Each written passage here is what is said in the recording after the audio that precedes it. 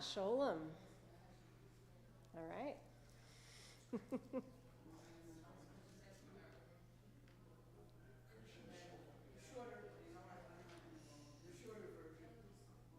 All right.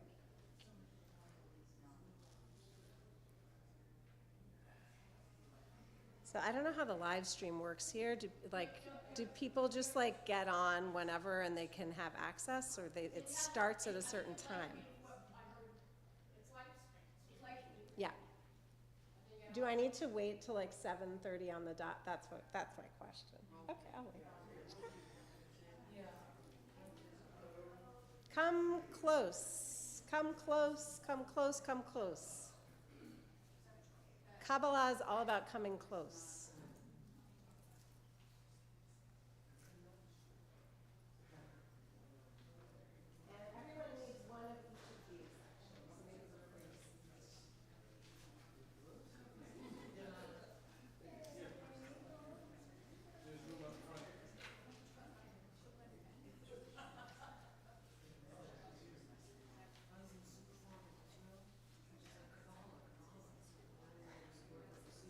Oh, Kabbalah, right, right.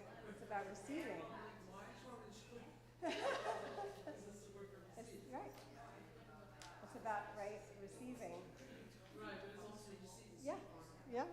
Kabbalah Shabbat, same word, right? Yeah.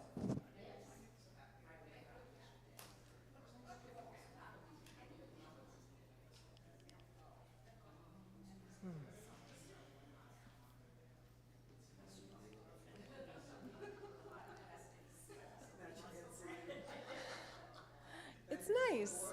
It's comforting to have you there. Yeah. All right.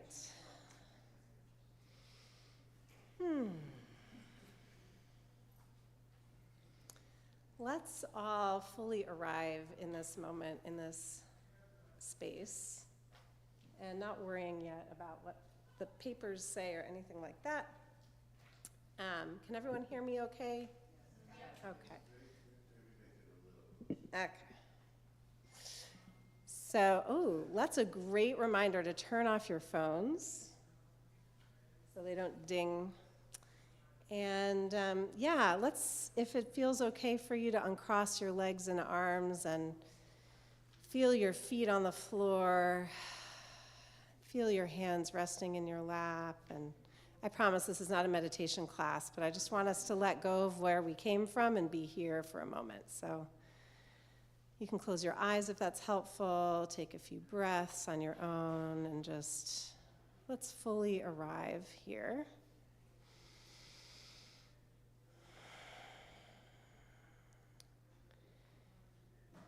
And I'm just going to invite you to listen to the nigun I'm going to sing, and feel free to sing along if you'd like once it starts to sound familiar, just to get us into our bodies and get connected to each other and to our breath a little bit.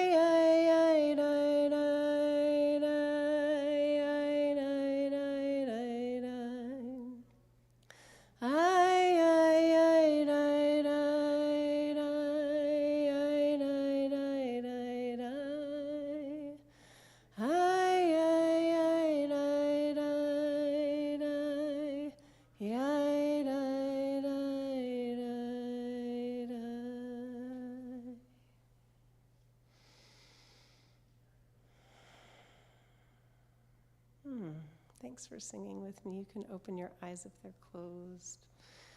I don't know if Rabbi Kaiserman wanted to introduce me, or I can just introduce myself. It's up to you, my friend. Okay. Thank you, Rabbi Kaiserman, for inviting me to be here tonight. It's really lovely it feels like you're another branch of my family, to be here at RTFH, where my parents are members, where we are members too. And it's a sweet thing to be able to celebrate your year of Torah with you, by bringing some layers, and that's going to be a word we use a lot tonight, some layers to the experience of Torah coming from Jewish mysticism, from Kabbalah. So I'm Rabbi Rachel Goldenberg. I'm the rabbi and founder of Malchut, which is a progressive Jewish spiritual community in Western Queens. We're a 9-year-old community that extends from Long Island City to Jackson Heights and kind of catches people in between. And I live with my family in Jackson Heights. So before I begin, just some dedications for our learning. I want to thank my teachers who have opened the doors in various ways to Jewish mysticism for me over the years. My father, Rabbi Erwin Goldenberg,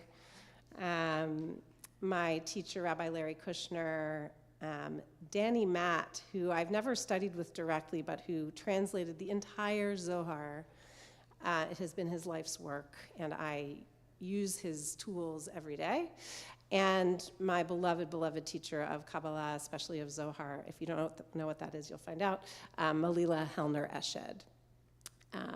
And in particular, with Malila on my mind, who is Israeli, and I think Danny Matt, I don't know if he lives in Israel permanently, or I know he's there a lot, but I want to dedicate our learning tonight in particular to the possibility of peace, the possibility of safety and protection for all of our Israeli friends and family, and for all the people who dwell in that region, including in Iran. So just very aware of the vulnerability right now of so many people who we care about. Jewish mysticism, and I'm going to use the words Jewish mysticism and Kabbalah interchangeably because they basically refer to the same thing, is about moving from the head to the heart/body. Moving away from a rational, mind-centered approach to learning or practice and towards a non-rational approach of experience, of experiencing the divine. So, the invitation tonight, big picture, is we're going to do plenty of thinking and reading and discussing and unpacking, but as we do that, I want you to just keep coming back to the sense that this is not an intellectual exercise. This is an invitation to suspend the rational mind and enter a slightly different state of consciousness where we're okay with not really understanding everything because it's impossible to understand everything. Hi, Sophie. We're in a space of just sort of suspended knowing, okay? We're just not going to know and understand everything. And see what strikes you, see what resonates, see what confuses you. I'm going to try and keep us grounded as much as possible, but I just want to help you understand that the project here is not to really get everything all the time up here. The core Kabbalistic experience/concept that I want to focus on tonight is this idea that reality is layered. Reality is layered. And we're going to explore this through a poem and a story from my teacher, Rabbi Lawrence Kushner. Then we're going to actually experience studying Torah through a Kabbalistic lens, a journey through the layers of Torah as a journey through the layers of reality, getting closer and closer to the divine, because this is your year of Torah. So Torah will be at the heart, and then we're going to wrap up with some Zohar, which is the core Jewish mystical Kabbalistic text from 13th century Spain and read some wild text that will just give you a flavor of how Kabbalah talks about, plays with Torah. So, just to kind of set the stage and get us into this realm of the layers of reality and this question of what is real. I'm going to read this poem that you do have on your sheet, the one that has the picture of the walnut on it. So, this is just entitled A Poem. And you can read it, or you could just close your eyes and listen to it. Totally up to you. This world, the one in which you are reading these words, is at the center of concentric worlds. They are each bigger than this place. They are higher, holier, and more real than this world. Shabbos is more real than Wednesday. Jerusalem is more real than Chicago. The sukkah is more real than a garage. Tzedakah is more real than income tax. Standing closer to the Holy One is more real than being far from him. But they are also smaller than this ordinary world, for they are within it.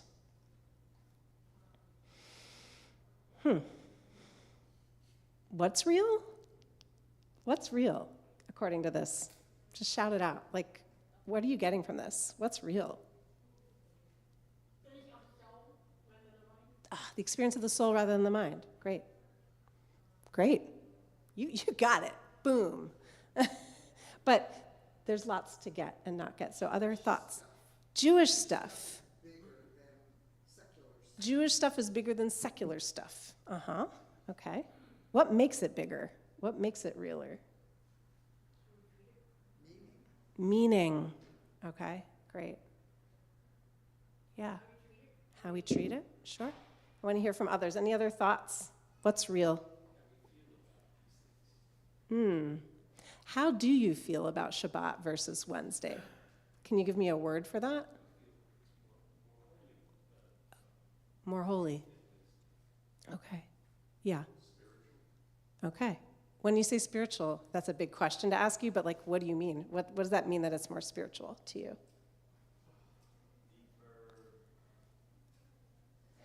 Yeah? Yeah. Or elevated is another way of thinking about it, or connected, maybe. Yeah, great. Yeah. Chicago and garage and income tax are every day. They're ordinary. Whereas Jerusalem with a sukkah and tzedakah are more special. Stand out. But they are also smaller than this ordinary world, for they are within it. So is Jerusalem in this ordinary world? Yes. Right? So, yes. So when you go deep into your experience of this world, you can actually experience elevation, right? There's an interesting, paradox there, right? All of this stuff is found not outside the world or outside our own experience, but inside it, within it. And yet, it seems to connect us to something beyond. Okay? Yeah, one more thing, and then we'll move on. Does your body straddle both worlds? Beautiful question. What do you think? I think so. Okay? I would like to. Yeah. Yeah. I mean, I would say in my experience, I can only speak from my experience, that the more I'm in my body, the more in touch I am with spirituality, with the beyond.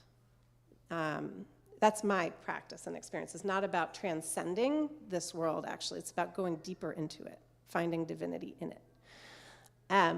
Beautiful. All right, now I'm going to read a story. It's not on your sheets. You can just put your sheets down. This is a Hasidic story adapted by my teacher, Larry Kushner, as well. And he's going to talk about someone called the Baal Shem Tov, who was the founder of Hasidism, the Hasidic movement in the 18th century. Okay. The Baal Shem Tov tells the story of a king who was a master at creating illusions. And while he wanted very much to be close to his people, he wanted even more for his people to want to be close to him. So he devised a plan. He built around himself a great castle illusion. There were illusory walls and doorways and towers. There were chambers and courtyards and passageways. And in front of each one, the king placed illusory treasures of every kind. Bags of money, trips to Florida, and having a beautiful body. Then he proclaimed throughout the land that he wished to be found. And all the people came to the illusory castle. But one by one, they gave up searching for the king, and they settled instead for some illusory treasure. I'll say that again. One by one, they gave up searching for the king, and they settled instead for some illusory treasure. Until at last, the king's son came. He saw that it was all an illusion, and that his father was in plain view, sitting on a chair in the middle of a great open field.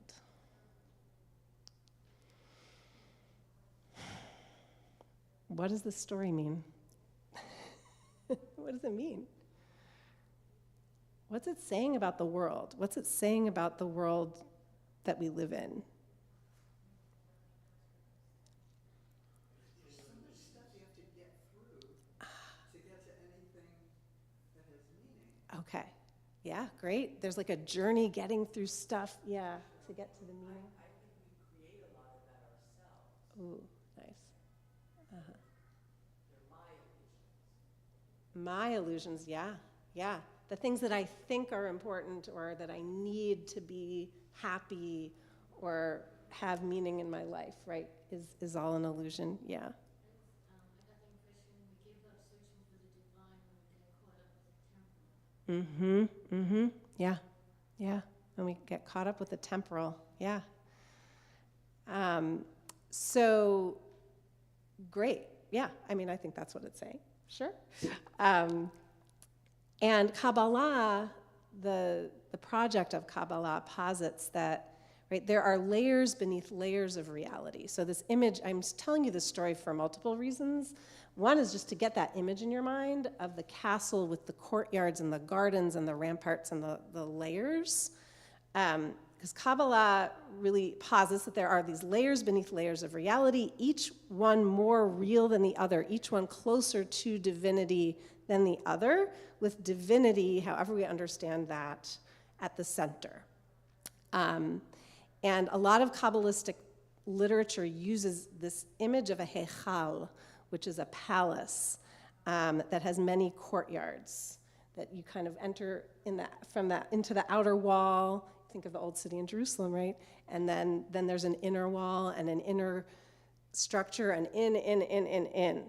That the experience of seeking the divine is like walking through those layers, or maybe a garden. You know, Kushner in his poem talks about concentric worlds that we have to travel through, and that actually all those worlds and layers they are God in a sense, and that God is the deep structure of reality itself. Yeah.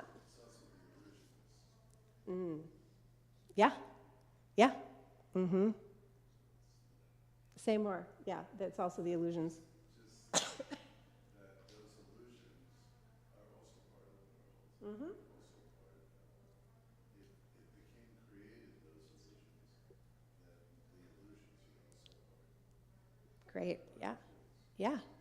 I was just wondering why the king felt it was necessary to create all those distractions. Because, I mean, that he could have, if he wanted to be found by more people, he could have been out in the field and maybe had a couple of trumpets announcing the fact that Mm-hmm. options other than just Mm-hmm. putting distractions into all those. Great. I love that. So that's a great question. Yeah. And I would say one way of answering it, I'm not like the expert, but is there's sort of, the text I think is pointing to divinity as an experience and a process more than a thing itself that you can actually know and touch and grab and hold on to and know it's always going to be in the same place all the time and be the same thing. Even though, yes, the Son sees him revealed sitting, he sees God revealed sitting in the middle of a vast field. But I actually think the field is meant to be a metaphor for how our mind needs to be in order to experience God. Wide open and ready to receive. So receive the process of the unfolding of being, and so just like in Kushner's poem, right, you don't find God in the ether somewhere. You actually find divinity in the experience of being human and asking, is this real? Does this have meaning? You know, what is important? And noticing the illusions and being aware, you know. So I can take one more thought, maybe from someone I haven't heard from yet, and then we'll go to the nut. Yeah. Like, if the king's son is somewhere in between the subjects and the king, Mm-hmm. this is interesting. Why that relationship? Like, why wasn't it just one of the subjects got lucky or something? Like, it That's has to great. be somebody with a status of Mm. something. Or relationship. Yeah, yeah. That's a great question. I don't know, what do people think? Why is it the king's son that is able to find his way? So you go through the pathway to get to the spiritual stuff. Mhm. Let's get there, get through the field, get to the Yeah. point. Yeah. The field where the fear flooding, not that over the fear flooding where Mm-hmm. you went down flooding or looked like over the fear flood. Yeah. Okay, but why the son? Yeah. Yeah.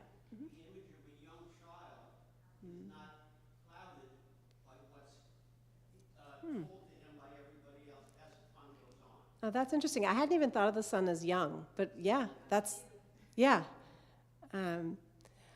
You know, I wonder if there's something there. It's a really great question. I'm not sure I have the answer, but you know, something there about relationship and connection.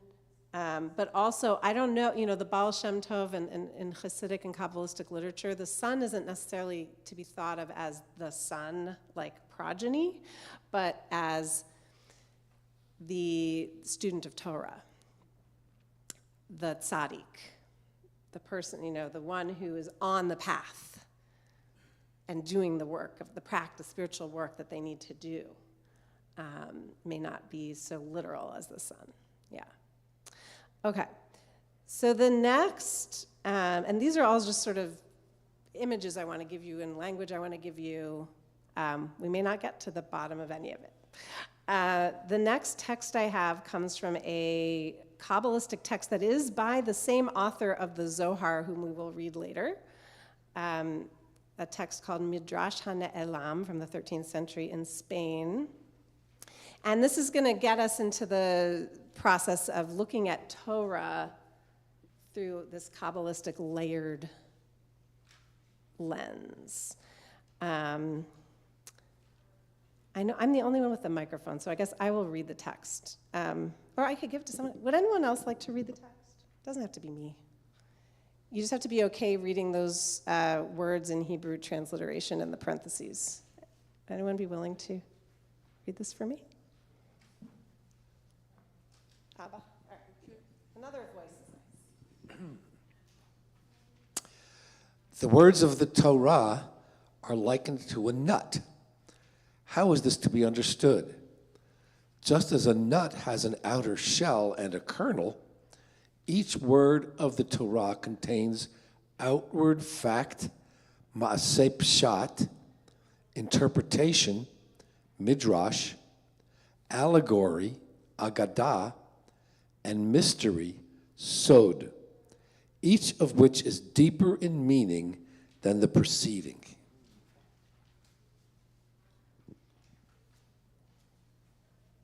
So for the Kabbalists, and I should say, like the rabbis of the Talmud and the Midrash, mysticism started with them, or even before them, with like Ezekiel, right?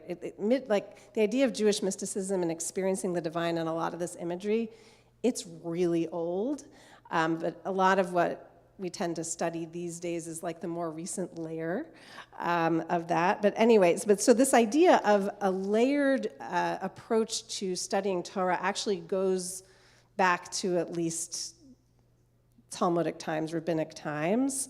But Moshe de Leon is bringing this really nice image of the nut to talk about it, that each word, he really means that. And I mean, if you've studied Midrash, if you studied commentary on the Torah, you know that Jewish commentators, they will look at a word for days upon days, just one word, okay? So each word has these layers to it. Pshat, outward fact, the simple meaning of something, right? Interpretation, midrash, which is probably a word that's familiar to many of us. He makes an interesting distinction between midrash and agadah. Allegory, which is probably more of like a story, right? A lot of midrashim tell stories that kind of fill in the gaps or answer questions that are unanswered in the original text. And then mystery, sod. And when the Kabbalists talk about Torah, obviously they want to get to more and more meaning and deeper meaning, but I want to remind ourselves of that Baal Shem Tov story. The point of it is to find God. In the middle of the garden, the field, the hechal, wherever it is. And there's technology. The founder of the renewal movement, Reb Zalman Schachter Shalomi, talked a lot about spiritual technology. This is a really cool spiritual technology that I want to show you. Maybe some of you already know it, which started long before the classical Kabbalists and continues all the way till today. And it's about getting to that center. So Danny, when he was the first person here today, he was here when I put these up on the board, these letters, and he immediately read this as a word, which is exactly what you're supposed to do. So Danny, do you mind telling us all what this says? Pardes. Pardes, okay? Okay, so the simple meaning of pardes is it's an orchard. Pretend you didn't know Hebrew and you just hear the word. Does it remind you of a word in English that you might know? That's probably Persian. Paradise, yeah. Isn't that great? I know. The garden, the orchard, paradise. Okay, same layered experience, okay? This is the name of a spiritual technology of going deeper and deeper into a Torah text, and it is an acronym. So the Pei stands for Pshat, which means, just like in the thing about the nut, right? That's the simple meaning.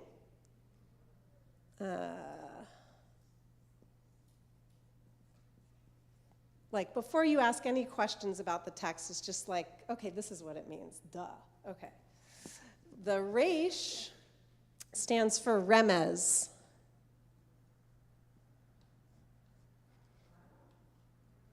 Which means hint. So you start with the simple meaning, and then you think you know what it means, but then you realize, wait a second, I have a question. Or there's a hint at something deeper in this verse or this story or this text. I don't quite know what it is yet, but it's like drawing me in. Does that resonate as an experience?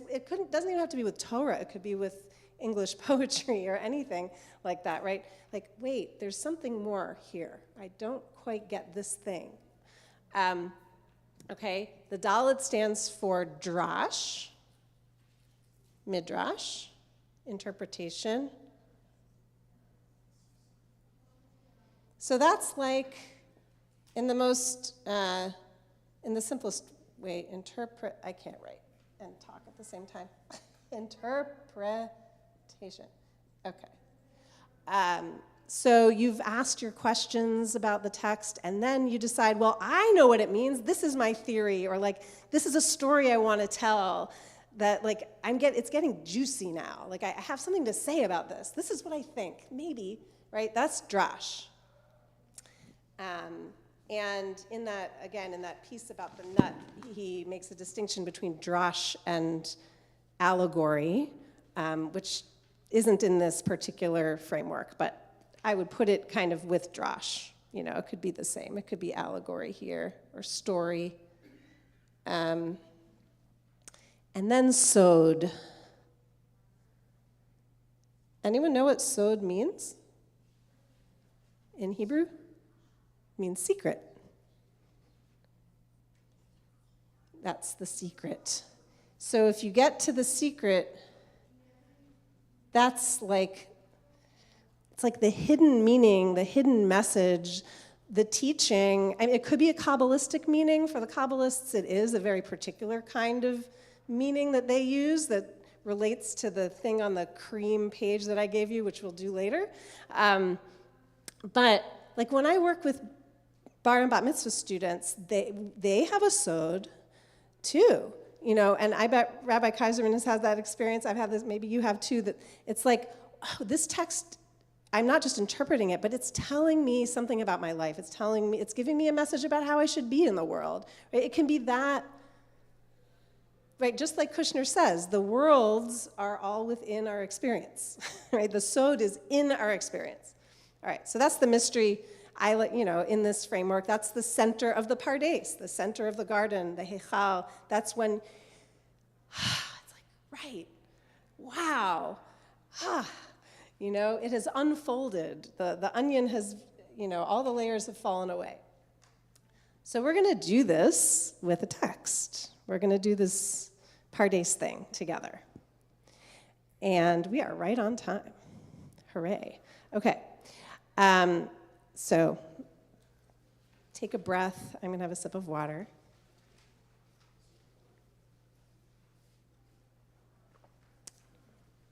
And now we're going to study. So we're like kind of switching modes to some Torah study right now. And we're just going to study 2 lines of Torah. So turn to the page that says Pardes on the top.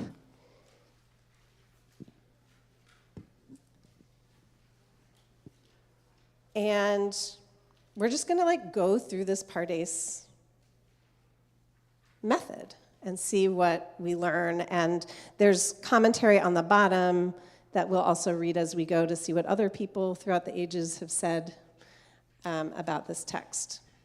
But I'm really curious to know what you have to say.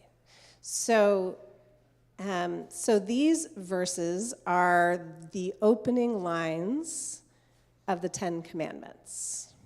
Okay, we're in Exodus, the book of Exodus, chapter 20, verses 1 and 2, which is, again, I think really great for your year of Torah to be looking at this moment when the Torah is revealed at Mount Sinai. The people are standing at Mount Sinai, and they hear God's voice, apparently, and they're given the 10 Commandments, and this is how the story begins.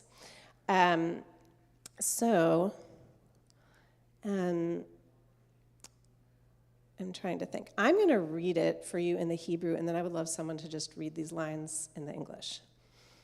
Okay? Vaydaber Elohim et kol hadvarim ha'ele lemor. Anochi Adonai Elohecha asher hotzeiticha me'eretz Mitzrayim mi beit avadim. So who'd like to just read that for me real quick? God spoke these words, saying, I, the Eternal, am your God, who brought you out of the land of Egypt, the house of bondage. All right, so pshat. We're starting outside the city walls, outside the hedges of the pardes, the garden, and we're looking at these lines on the very simple meaning, a simple surface meaning, what's it saying? What's the Torah saying here? It's okay if you feel like you're repeating what the words say on the page, but do it in your own words. Yeah? God wanted to know that God wanted to know that God to write and feel God's presence in our homes. Okay, I think you already got beyond the pshat, but that's beautiful. They want us to feel God's presence, right? Like even simpler than that. What does this say? Yeah. I feel like they're pronouncing that something important is going to be said by saying, God said these words. Mm-hmm. And then the next line, what's the simple meaning of the second line? Okay, I'm your God, you're my people. God has redeemed you from Egypt. Okay, great. God is introducing himself. God's introducing God's self. Okay, great. So,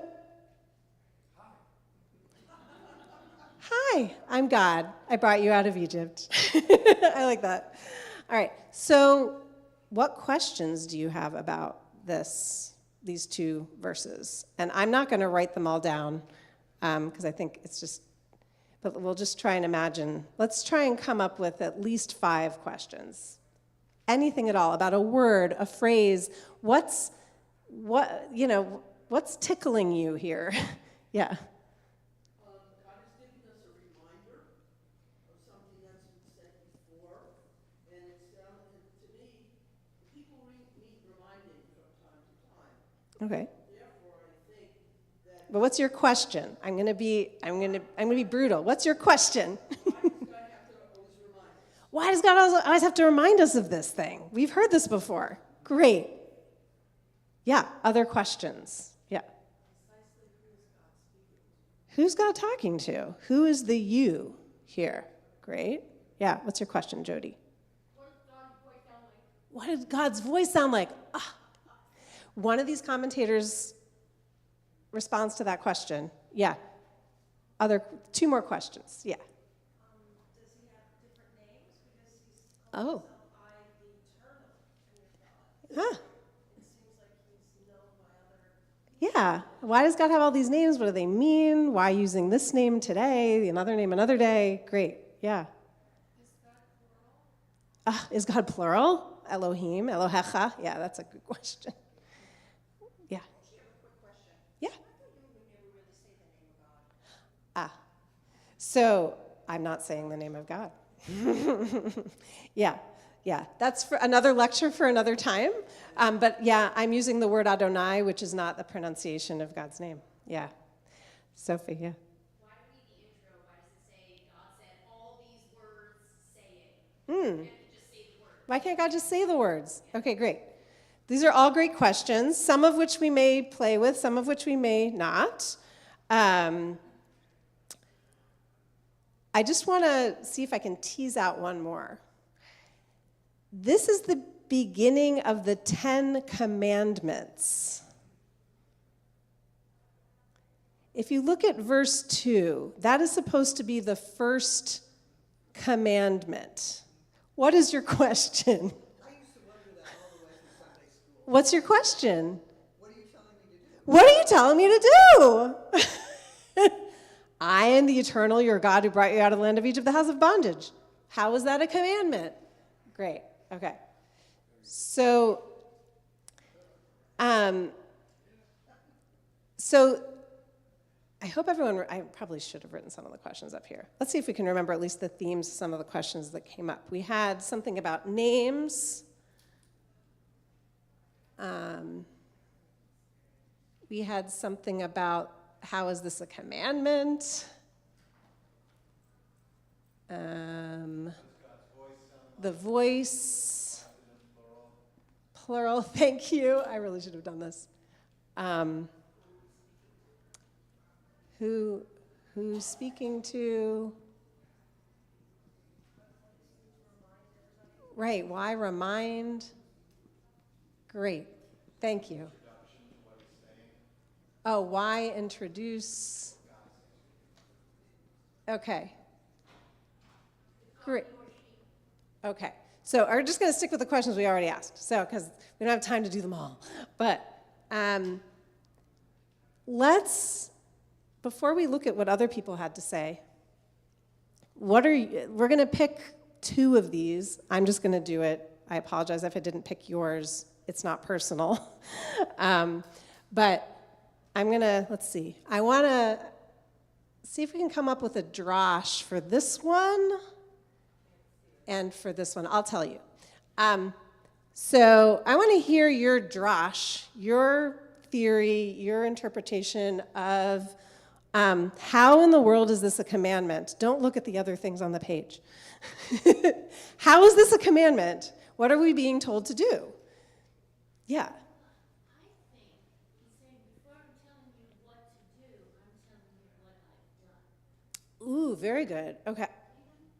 Before I'm going to tell you what to do, I'm telling you what I've done. Say more. So, like, what does God do, and how's that related to what I'm supposed to do? Well, I'm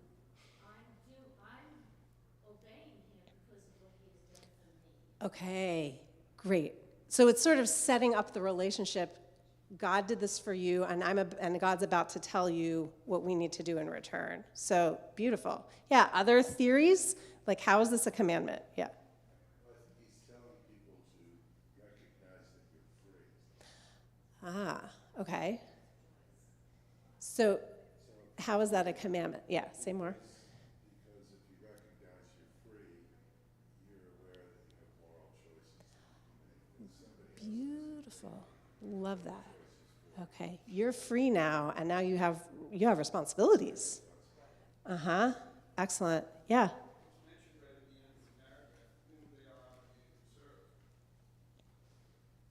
At the end of the paragraph, who they are obligated to serve.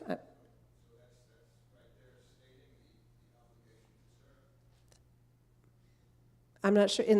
At the end, we're just looking at those verses 1 and 2. So I'm not sure if I'm seeing what you're saying.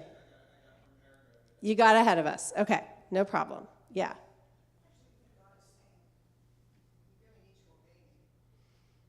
Okay. Because I also like the end of this line where he said, "Let you do, and don't you forget it." Okay, it's and don't you forget. Okay. In a nice way.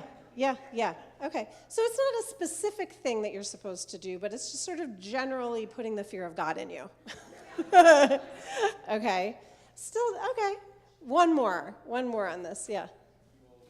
You owe me. Interesting. Okay. Yeah. How about God's voice?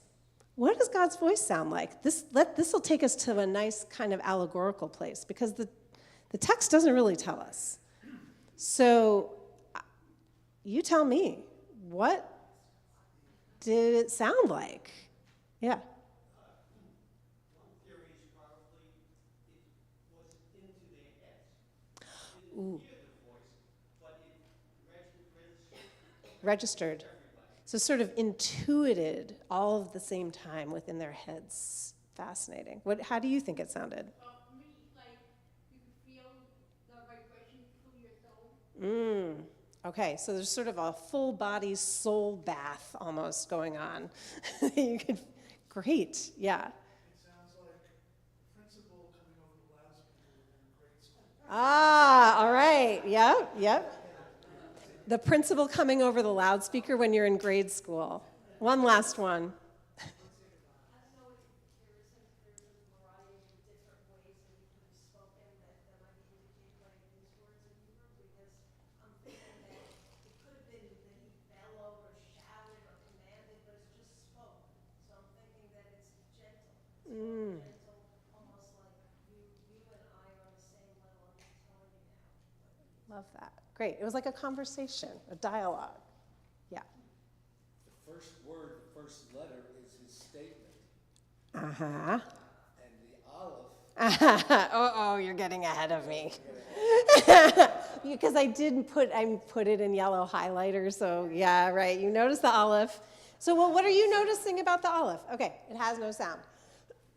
We'll get there. So it's really fun. No, they get so creative with that. All right. So beautiful. So we've just made it from pshat to remez to drash. We've made it like 3 layers in. And it's pretty organic, right? I mean, it's not really like, is this rocket science? I don't know. But there's something I think there's quite beautiful about this Pardes technology. It really follows kind of an organic unfolding that does happen pretty naturally within us, and sort of just even describes that experience. But also can be a really helpful prompt for like noticing and finding questions and pursuing meaning.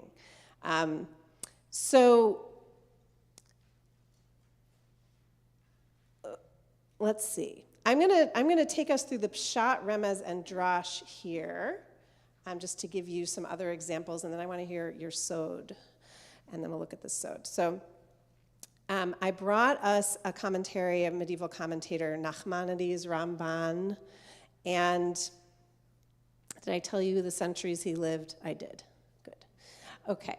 So he is answering the question that I drew out of you that my mom asked, which is, how is this a commandment? What is it telling me to do? And his answer to that question, I guess, really, or his way of asking the question, he says, this utterance is a positive commandment. I, the Eternal, am your God who brought you out of the land of Egypt, the house of bondage, is a positive commandment. It is meaning it's telling you to do something as opposed to not do something, okay? When God says, I am God, God teaches and commands them to know and to believe that God exists and that God is their God, whom they are obligated to serve. And I think a couple of people's drashes sort of vibed with that, with what Rambam just said. Okay. All right, it's simple. How is a commandment? God is here, God is your God, you must serve him. Puts the fear of God in you. Great. Okay. The drash that I brought us is really fun, I think. So, and this goes into more of a creative realm. And this is, yeah, okay. So it just says, God created the world with Bet, the second letter of the Hebrew alphabet. So if you go back to the very beginning of the Torah, the book of Genesis, what's the first word of, right? Breshit. In the beginning, Bet. All right. When the first letter Aleph complained, isn't that cute? God consoled it, saying, I'll start the 10 Commandments with you, for I am one and you are one. So we get a little allegorical story about God talking to the Aleph Bet. And, right, it is really sweet. And there are lots of commentaries about why does the Torah start with the letter Bet when it should start with Aleph. So this is a nice way of thinking about it. I am one and you are one. So I would call that more of like an allegorical drash, perhaps. So before we get to the sod here, based on anything that we've read so far, anything anyone has said, any of the questions and thoughts we've had, like, what's your sod here? What is the deeper meaning of these verses in your life, in the world? Whether you're getting your sod from what we talked about the sound of God's voice, or you're getting your sod from what we talked about in terms of how this is a commandment, or if you really liked the Bet and the olive story, is there a deeper message there? Or from any of the questions you asked, I don't know, just riff for me a little bit. Like, what's the meaning for you today? The house of bondage is an important statement.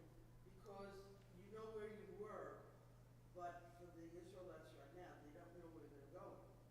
I'm wondering if a lot of us, we know where we've been, but do we know where we're going? Beautiful. That uncertainty. Like, we know where we came from. Do we know where we're going? Beautiful. Yeah. Yeah. Yeah. I think sort of the problem I have with it is thinking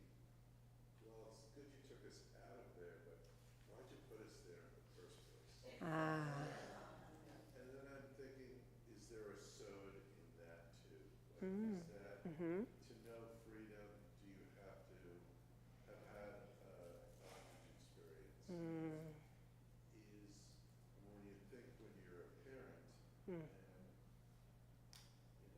that the sort of logic of good parenting sometimes is that your children have to experience bad things. Yeah, that we can't save them always. We can't save them, Yeah. and that sometimes, Did everyone hear? I'm sorry, I wasn't bringing mics around. Could everyone hear what was just said? Okay. Beautiful. Yeah.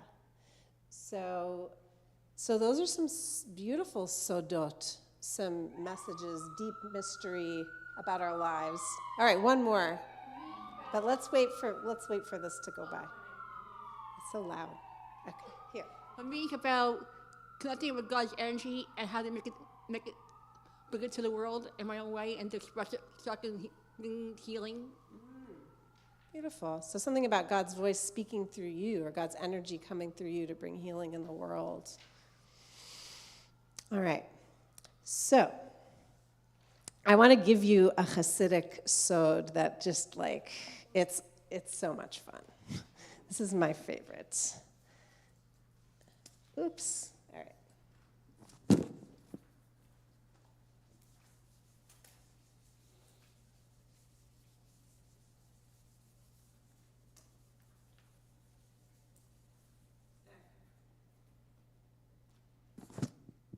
So, back to this question of how is this possibly a commandment? I, the Eternal, am your God who brought you out of the land of Egypt, the house of bondage. And the sod that I brought here is from Naftali Tzvi Horowitz of Ropshitz, the Ropshitzer Rebbe. And he's teaching us a teaching of his master, mentor, and teacher, Rabbi Menachem Mendel of Raimanov. May his memory be a blessing.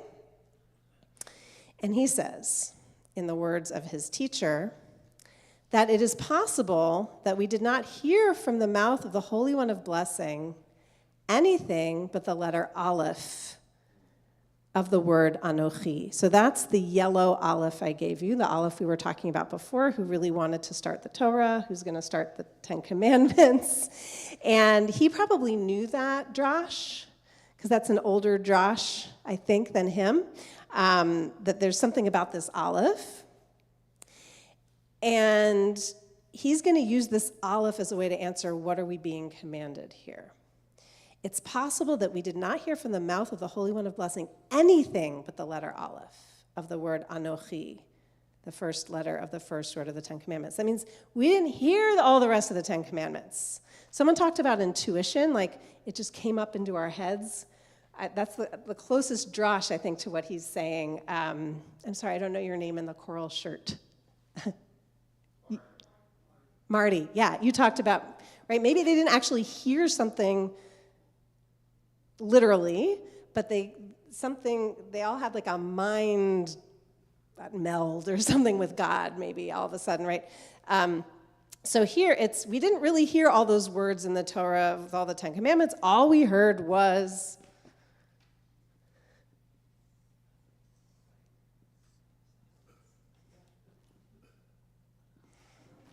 all right. It is known by those who wrote the books of our tradition that the sacred name, and someone was talking about names, that was up here. There were some questions about names. The sacred name Yud He Vav He is hinted at by the letter Aleph, since an Aleph is formed by two Yuds and a Vav in the middle.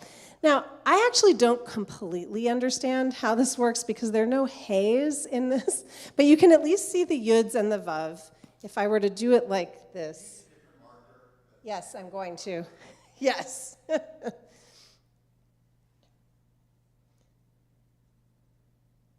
So if you've looked at a Torah, and you guys are having a scribe write a Torah, you know that the Torah is made out of basically Vavs, Yuds, and like one other letter. It's made of like building blocks from other Hebrew letters. So an Aleph is actually made out of two Yuds right? I'm not an artist. Like 2 yuds and a vav. See how this is a vav? Okay, and that makes an aleph, even if you don't read Hebrew. Hopefully that kind of makes sense. And what he's saying is that these, yud he vav he, which is God's name, it has a vav in it, it has a yud in it, but he's saying that the letter aleph with these 2 yuds and a vav kind of hints at this name, okay? I don't completely understand it, but I kind of do. And then he says, in addition, this form is hinted at,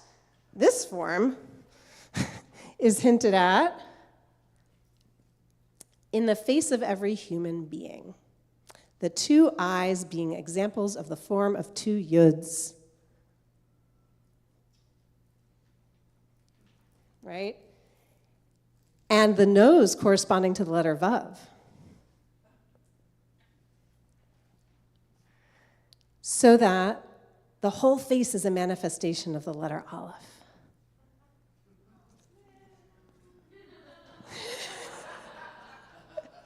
Okay.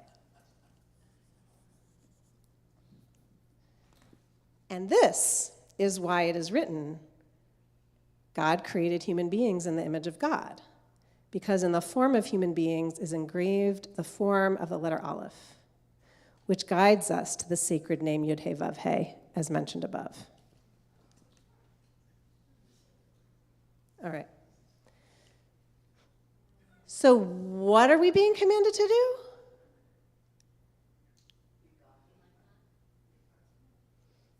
Are we being commanded to be like God? Maybe. Okay, God created human beings in the image of God. Or see God in the face of other human beings. I didn't plant her. You hated Sunday school. I know. I wish they had taught me this in Sunday school, Dad, I tell you. So, right, this is what we're being taught here is there was nothing said at Mount Sinai.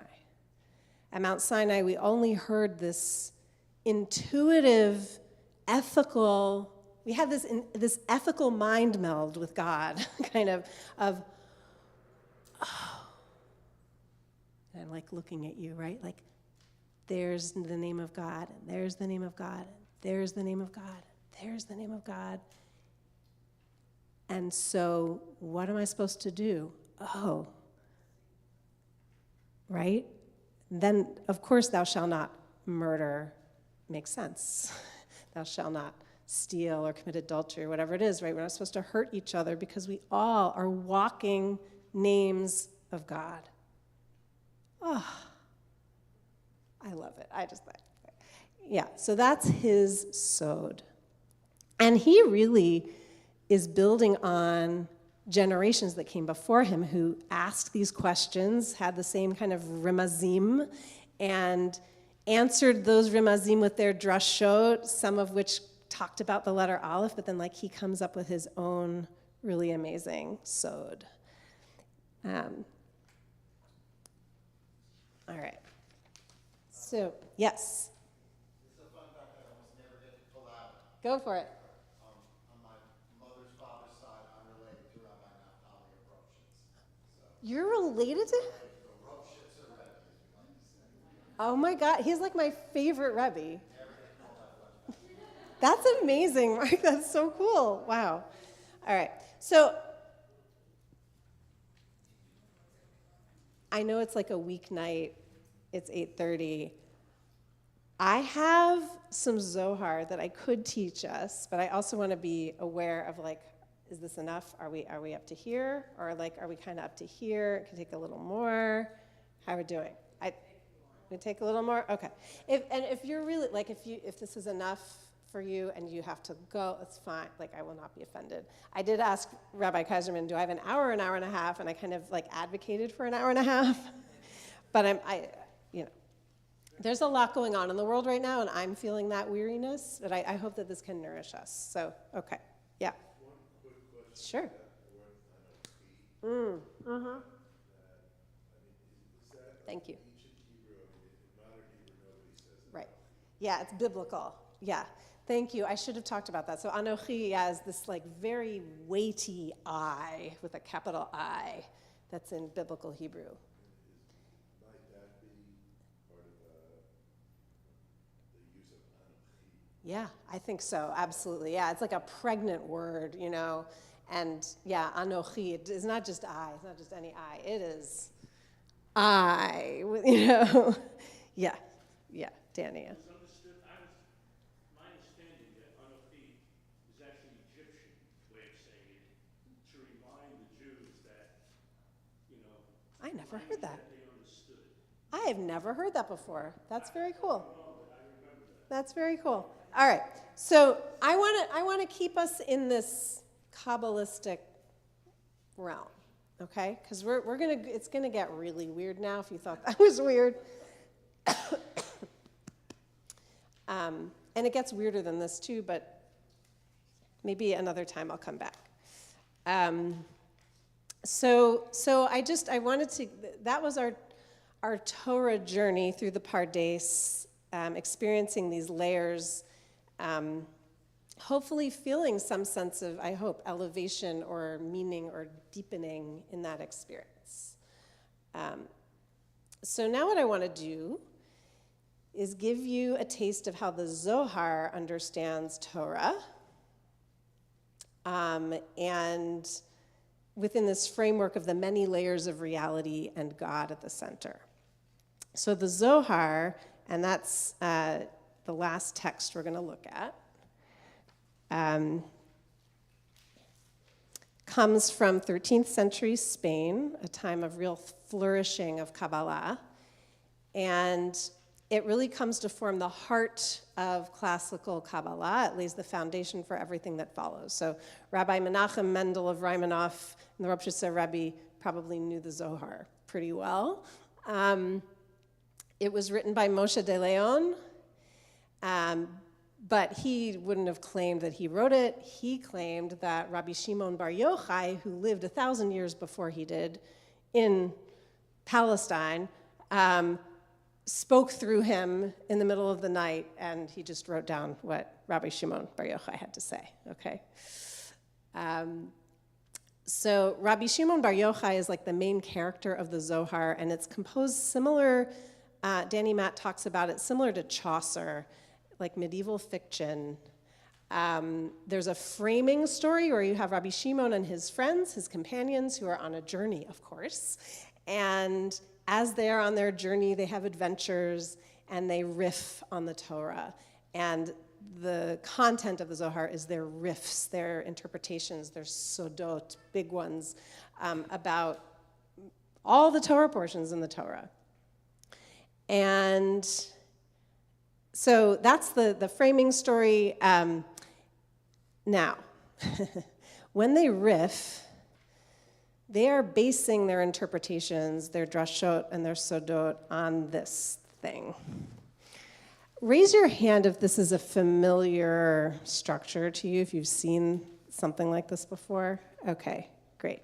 We're not going to learn all about this tonight. We don't have time. But I want to give you enough information that you can understand, hopefully, what the Zohar is saying and how it's using it. So what you have there is a map of the divine realm. Yeah. It's okay. Sorry. It means a spark or a shining. Yeah. Yeah, and I'm not going to get, there's a whole part of the Zohar that explains where the word comes from and why it's called that. Yeah, oops. Okay. So this is a map of the divine realm that evolves and gets more and more complex as it evolves over the generations of the mystics. And it's called the Tree of Life. It's called Adam HaRishon, the first human. So it's meant to look like a body, meant to look like a tree. It's called Jacob's Ladder, called many things. And the big words you see are different names of the sfirot. A sphira is a manifestation of the divine. So there's this idea in classical Kabbalah that at the very top, you see those hash marks going up? There's this Ein Sof, undifferentiated, constantly pouring forth, without end, Ein Sof is what that means, without end, aspect of divinity that's just always pouring out all the time. And there's volumes of books about how this happens. Eventually, that pouring forth gets contained and directed and manifests in all these different sefirot that have different qualities to them, like understanding and wisdom and power and love and beauty, okay? And it's almost as though you can imagine like a waterfall with water pouring down through these channels and like manifesting here as the green light of wisdom, whatever it might be. Manifesting there as the purple glowing of understanding, and eventually comes all the way down through a phallus, yesod, into malchut, which is at the bottom. Malchut, you may have heard the word shechina, the feminine aspect of the divine, and into our world. And this is how we exist. We only exist through the fact that there's this unending flow of divine light and energy that gets directed through these qualities and flows down to us through Malchut. All right. That was like on one foot summary of what these things are. They're qualities of the divine, manifestations of God in our experience. Mirrors, it's sort of like we have a mirror image of each of these qualities down here. We have understanding down here, right? We have wisdom, we have beauty, we have righteousness, all these different things. Those are all mirrors of qualities in this divine realm that we can't really see. And we only have these qualities because they exist up there, okay? Or you can think of it as these could all exist as concentric circles. They don't have to be a ladder going up. They could be concentric circles going in further and further into the heart and the depth of reality. Just to make it more confusing. Okay, so when the Zohar interprets Torah or talks about anything, it is going to be referring to these sefirot. And the only ones you really have to worry about tonight are the top one, Keter, crown, nothingness, Ein Sof is not on here, but that undifferentiated flow. Tiferet, which is in the middle, right? Beauty, which is masculine. And Malchut, which is Shekhinah as well, and is the feminine. All right? So there's this idea that the masculine and the feminine, what we want is for them to unite. This is why you're not supposed to study this if you're too young. Okay, they're supposed to come together, yes. And it's very heterosexist, I will definitely admit. And so that's important just to know, okay? So we have this masculine aspect, feminine aspect, and we have the Ein Sof pouring down. All right. And all of these aspects, these sefirot, have lots of names, lots of associations. This is where we have to just let go of trying to really understand anything in black and white terms. Everything means everything. And just open to it. We'll see what you think or how it feels. So what I'm going to do is, now that you've seen this, put it away. You can read along with me. I'm going to read this whole text without explaining anything all the way through, and then I'm going to go back and read it again and unpack all this weird spherotic reference material that is going on, okay? But just take it in. Rabbi Shimon said, Woe to the human being who says that Torah presents mere stories and ordinary words. If so, we could compose a Torah right now with ordinary words, and better than all of them. To present matters of the world? Even rulers of the world possess words more sublime. If so, let us follow them and make a Torah out of them. Ah, but all the words of Torah are sublime words, sublime secrets. Come and see. The world above and the world below are perfectly balanced. Israel below, the angels above. Of the angels it is written, he makes his angels spirits. But when they descend, they put on the garment of this world. If they did not put on a garment befitting this world, they could not endure in this world, and the world could not endure them. If this is so with the angels, how much more so with Torah, who created them and all the worlds, and for whose sake they all exist? In descending to this world, if she did not put on the garments of this world, the world could not endure. So this story of Torah is the garment of Torah. Whoever thinks that the garment is the real Torah and not something else, may his spirit deflate. He will have no portion in the world that is coming. That is why David said, open my eyes so I can see wonders out of your Torah, which is under the garment of Torah. Come and see, there is a garment visible to all. When those fools see someone in a good-looking garment, they look no further. But the essence of the garment is the body. The essence of the body is the soul. So it is with Torah. She has a body. The commandments of Torah, called the embodiment of Torah. This body is clothed in garments, the stories of this world. Fools of the world look only at that garment, the story of Torah. They know nothing more. They do not look at what is under that garment. Those who know more do not look at the garment, but rather at the body under that garment. The wise ones, servants of the King on high, those who stood at Mount Sinai, look only at the soul, root of all, real Torah. In the time to come, they are destined to look at the soul of Torah. Come and see, so it is above. There is garment, body, soul, and soul of soul. The heavens and their host are the garment. The communion of Israel is the body, who receives the soul, beauty of Israel, so she is the body of the soul. The soul we have mentioned is beauty of Israel, real Torah. The soul of the soul is the holy ancient one. All is connected, this one to that one. Woe to the wicked who say that Torah is merely a story. They look at this garment and no further. Happy are the righteous who look at Torah properly. As wine must sit in a jar, so Torah must sit in this garment. So look only at what is under the garment. All those words and all those stories are garments.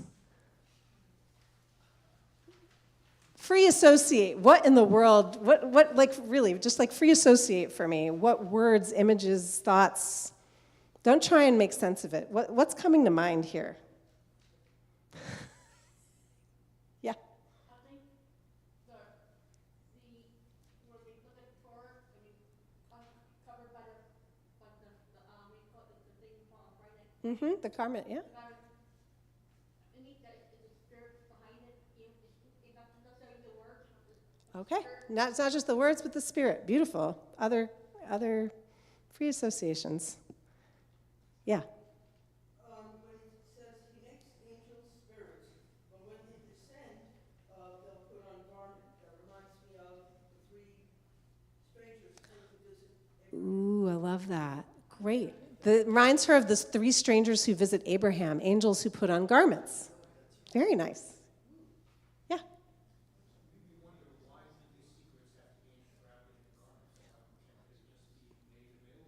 Yeah. Okay, that was the question that you had earlier, right? Why does the king have to make us all go find him, right? Why does it all have to be enshrouded in these garments? Why can't we just tell us the answer?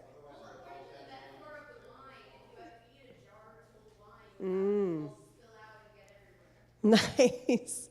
All right, so I'm going to take us through this again. And hopefully what I do with it will make sense. All right, first of all, Rabbi Shimon, that's Rabbi Shimon Bar Yochai, who I talked about, right, who's talking through Moses de Leon. He's on the road, on the journey with his companions, riffing about the Torah. He's the one talking. And we've already talked about all these different layers, right? He's basically saying the same thing, except he has very clear judgments about it, right? Like the pshat is not enough. The stories even, the drashot, are not enough. The commandments are not enough. You need to go deeper. Always go deeper. Go to find the secrets. And there's this whole thing about things from above having to wear garments in order to descend into our world, in order that they can live here and we can stand their energy.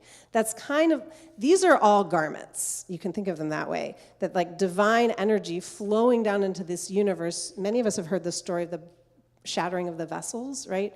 If it were to just flow, this kind of answers your question.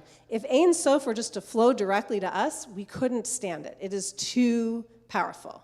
Everything would just blow up. Boy, that's a terrible word to use right now. Everything would fall apart. It couldn't sustain, okay? So it has to be garmented in order to even exist here because it's so powerful and we're so fragile, okay? All right. So if this is so with the angels, how much more so with Torah, who created them and all the world? So there's a midrash, maybe some of you are familiar with it, that God actually creates the world with the Torah. Is that familiar to anyone here? Okay, I'll read a little bit. According to the Mishnah, Avot, some of you may know Pirkei Avot, Torah is the precious instrument by which the world was created. It seems right backwards, upside down, inside out. The world was created with, Torah used those letters, the Aleph and the Bet, God's little friends, right, to create this world, all right? And so, if this is so with the angels, how much more so with the Torah, who created them, meaning Torah created the angels, Torah created all the worlds, and for whose sake they all exist. Everything that exists for the sake of the Torah. Okay. In descending to this world, if she, who is she? The Torah. The Torah is she, is feminine, yep. Yep, in descending to this world, if she did not put on the garments of this world, the world could not endure. The Torah is so powerful. That answers the question too, right? That if she were to come here without all of those garments, all those layers, she couldn't endure. So the story of Torah is the garment of Torah. Whoever thinks that the garment is the real Torah, though, may his spirit deflate. Right? That's not the real Torah. It's just the garment.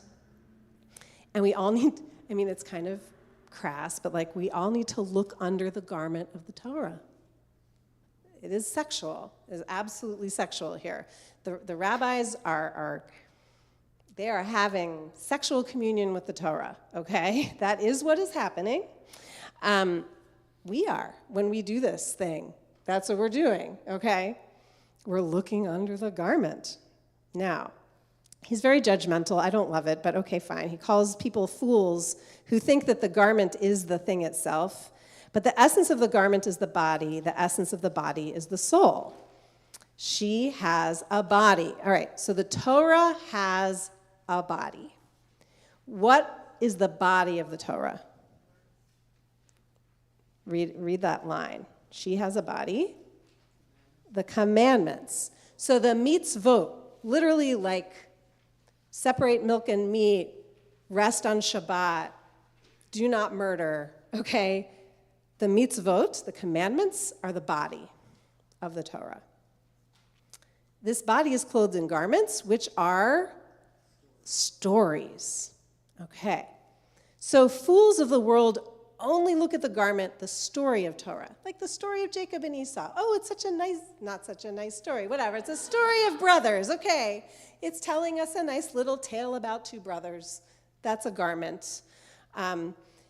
So you need to look beyond the garment and at least get to the body. and the body are the mitzvot, how to live your life, the commandments. Okay. But those who know more don't look at the garment, but rather at the body. And the wise ones who stood at Mount Sinai, what did they look at? The soul. What is the soul? We will get there in a moment. And then in the time to come, meaning in the world to come, in the Messianic age, the wise ones won't just see the soul, they'll see the soul of the soul. All right, so now we're going to get into the sphirot. Come and see, so it is above, up here in this realm of the sphirot of divine emanation. There's garment, body, soul, and soul of soul. The heavens and their host are the garment. Okay, the communion of Israel is the body.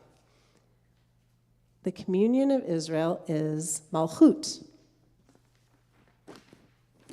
Shekhinah. She's the body, up there.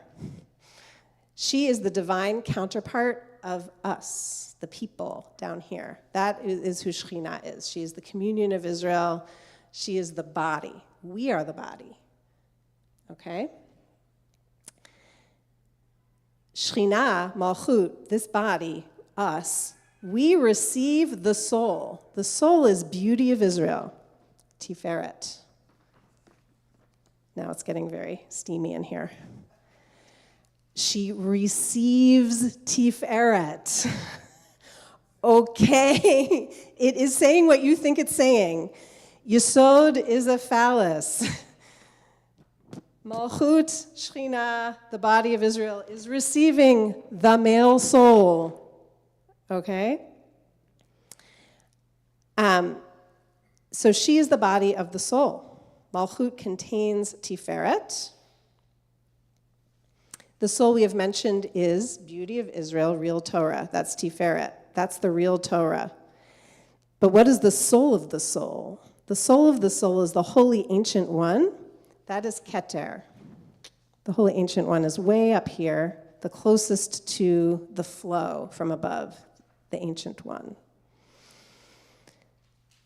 All is connected, this one to that one. All right, so this is weird, right? Woe to the wicked who say that Torah is merely a story. What the Zohar is saying is, studying Torah, it's not just going into the middle of a garden, it's not just going to the middle of a field. It's actually an experience of intimacy with the divine. We are the body. We receive the real Torah, Tiferet, when we engage in not just looking at the garment, but looking beneath the garment. Yeah. That's one way of understanding this. So according to the Zohar is very sexy. And, you know, and they're all men. And the Torah is feminine. And they're all men, but they are Israel, which is feminine. And Tiferet is masculine. Everything is everything. Nothing is very black and white here, but are you sort of getting it? All right, there is real intimacy and union happening here that they are yearning for, that they believe, these Kabbalists believe, that they can achieve through accessing real Torah, through Torah study. I mean, through Torah study, they really believe they are finding intimacy with the divine. And they believe that the Torah itself, that's what it is here for.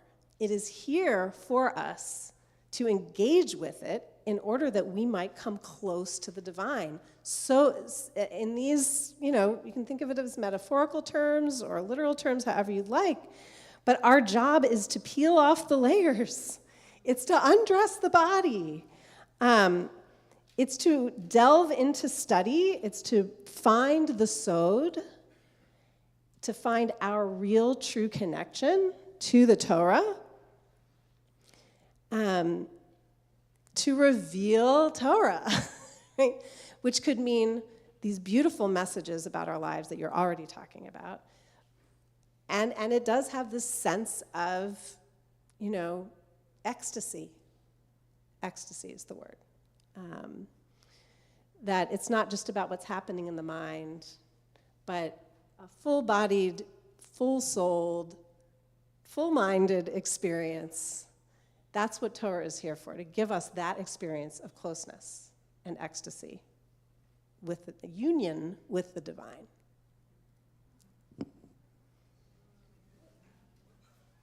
So, go home and study some Torah.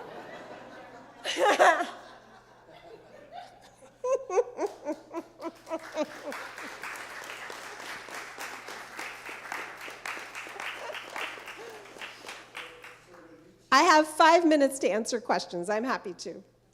Yeah. When you teach your students how I'll repeat the question. bring people Yeah. towards ecstasy Yeah. rather than like death by boredom? Death by boredom. Yeah, wow. I think, I don't know if it felt ecstatic to you today. Okay, like this is our first time ever, we're just dating, but no, but I do find that pardes mode of, and really working with what people in the room have to say, and letting my students riff and hearing their questions and letting them figure out, well, what's my answer to my own question and what is my message that I'm getting from this? I don't know if it's ecstatic, but there's something, I think, very enlivening about that. Can be, right? That can be a very enlivening process to see ourselves in the Torah, to really engage with it that in a way that's, right, that's see how it's speaking to us, not just like words on a page, not just an academic approach. I think academic approaches, though, can be really mind-blowing and amazing, too. So, I wouldn't necessarily say that that's always a dry experience. But, yeah. Would you say that it's ideally, studying this way is ideally done in a group? Yes. Or at least in a chavruta. Great question. And again, I can only speak from my experience. I am not someone who enjoys sitting alone in a room doing much, or sort of like just studying a book, studying Torah. I do believe in chavruta, which means like studying with a friend, a pair, or a group, or a community, because that, Rabbi Shimon Bar Yochai, there's a reason why the Zohar frame story is about this rabbi and his companions who are on the road together. They riff with each other. And that's, and it's really, I don't want to sound like pornographic here, right? When I'm saying it's like it's juicy and it's ecstatic and it's all of that, it's not just about sex in the raw meaning, but like it's juicy, it's generative. That's the, right? It's a generative experience to learn with a friend and with a group. Sorry? Libidinal, okay. Yeah. Even though the Torah is written by men for men, but the spirit of it is a feminine connotation, even though I was told by Rabbi for years that it's by men for men. And I'm going to realize that's not always the case. The spiritual, Yeah. reflect the Torah. Yeah, I hate to say it, I think your rabbi is right, that originally these texts, not to hate to say, no, but you're right in saying that this is a patriarchal text. It's true. These are patriarchal texts. They are written by men. They are written for men. It's true. But we are so lucky to live in the 21st century, and they are bringing the divine feminine in here, especially in Kabbalah, which I love. So there, it's not just a male God that we've inherited. Yeah, Danny. So I think it was about 15, 20 years ago, all these Hollywood, these famous people with their red string bracelets, they were studying Kabbalah. Yeah. What were they doing? They actually looking at Torah verses? Right, as you can see, you saw it tonight, what is required in order to even understand a teeny little bit of what we just did, okay? And we did it all in translation, almost all of it in translation. But like if you read the Zohar in the Aramaic and Hebrew, that I do that with my chavruta, it takes us an hour and a half to get through, this much text. So, and we are good at it. We're kind of good. There's a whole other, Kabbalah is it's a universe of its own, and there are parts of that universe that are more, I would say, like folk magic. I don't want to denigrate that piece. That's part of our culture. The red string, that kind of stuff. Warding off spirits. Unfortunately, the Kabbalah Center, I don't think is it's not a good resource. I think they are there to make money, and they sell little mini Zohars that are this big where you can't read the writing, and you're supposed to like sleep with it under your pillow, and it's supposed to give you dreams. For some people that's meaningful, but you shouldn't be paying $350 for that little Zohar. And, I believe in actually looking under the garment and studying the thing. Yes. Last two questions, then we'll wrap up. In studying these matters, are we breaking the rule of making a fence around the Torah? No, I don't think so. The fence around the Torah is more of a halachic rule about you have a rule that if you break it, it's okay because it's protecting you from breaking the real rule, right? And that's more in the realm of Jewish law. So are we actually pushing back the fence? I guess I just don't think I don't think that analogy is relevant to Kabbalah.